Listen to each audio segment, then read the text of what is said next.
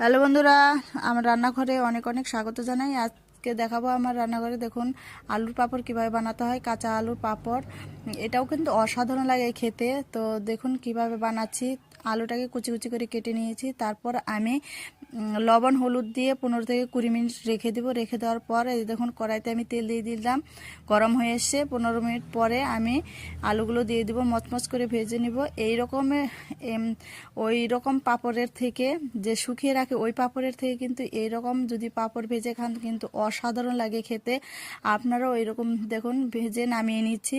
আপনারা এরকম ভিডিওটা দেখার পর বাড়িতে বানিয়ে খাবেন। কাঁচা আলুর পাঁপড় খেতে কিন্তু অসাধারণ লাগে। তেলটা একটু বেশি লাগবে, ডুবা তেলে ভাজতে হবে যেহেতু। আর ভিডিওটা ভালো লাগলে অবশ্যই সাবস্ক্রাইব, লাইক, কমেন্ট করে পাশে থাকবেন। যারা নতুন আছে আমার চ্যানেলে তারা তারা অবশ্যই সাবস্ক্রাইব করে দেবেন। এটা আমার ছেলে বসে বসে পাঁপড় খাচ্ছে, দেখতে পাচ্ছেন তো।